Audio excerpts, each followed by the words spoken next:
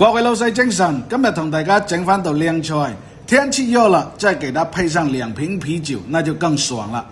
选用的这2个是黑山羊蹄，个头属于是比较大的，每一个的重量将近1斤左右。初加工的时候，一定要把羊蹄中间的这一颗粉刺切除出来，否则会带有很重的膻味。接下来的这一步就是把它放到锅里面做一次焯水，同时加入20克的麦芽糖。先把水烧开，麦芽糖完全的融化了以后，再把羊蹄放到锅里面，煮至定型了即可捞出。加入麦芽糖的目的就是可以给它起到一种上色的效果。成菜时出来的颜色不发黑发暗，色泽红亮。之前就有很多朋友问过，他们在上色的这环节都是用老抽，而且上色很快，但成菜时出来氧化的非常快，一下子就变得黑乎乎了。所以用麦芽糖是正确的。到了油炸的这一步，先是低油温下锅，油温控制在120度左右就可以了。炸制的时间大约在20分钟左右。当表皮的水分收干了以后，它的颜色也会慢慢的变得金黄，这时候可以捞出，直接泡水。那么今天的这道菜还有一样辅料，就是西螺。先把它的顶部敲破了，再冲洗干净。这种小螺丝和田螺是不一样的，生长的时候它都是扒在一些石头边上的，所以它的外壳是很硬的。搭配的料头有姜葱和其他香料一起，辣椒干可根据个人的口味来添加，如果喜欢吃麻辣的，再给它多加点花椒进去。炸好的羊蹄出来泡水后，它的表皮就会变软，而且表面明显的起了很多皱纹，这种我们就叫虎皮羊蹄了，吃起来不会有油腻感。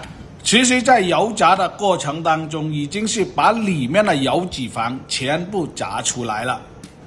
其中里面的香料有八角、香叶、草果、小茴香、辣椒干、花椒，所有的东西都在这里了。接下来开始表演。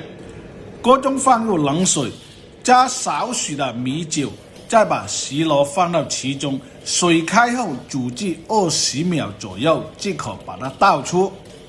如果焯水的时间过于长，整个螺丝的鲜味就会流失，所以这个环节大家就要注意了。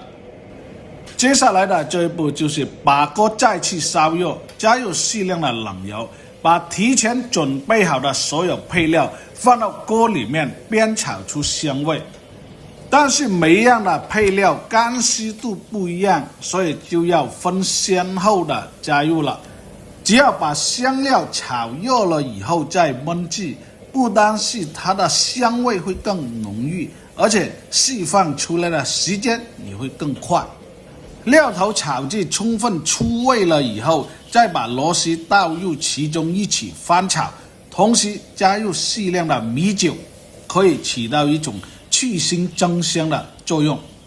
这个时候先不用加入清水，继续的翻炒，所谓的锅气就上来了。这个时候炒锅里面的温度是很高的，再从锅边淋入20克的生抽，继续翻炒。整个酱油的香味瞬间冒了出来，到了这一步才是加入清水的环节，但一定要没过里面的原材料，加入适量的盐、糖、蚝油作为调味，再把炸好的羊蹄加入到其中，先用大火把它烧开，再改为小火慢炖，整个焖制的时间就长达30分钟。当你打开盖子的时候，就可以明显的看到里面的汤汁会变得浓厚，这时候已达到一种出锅的条件，一道螺丝焖羊蹄就制作完成。看上去是色香味俱全，但好不好吃，品尝过了才知道。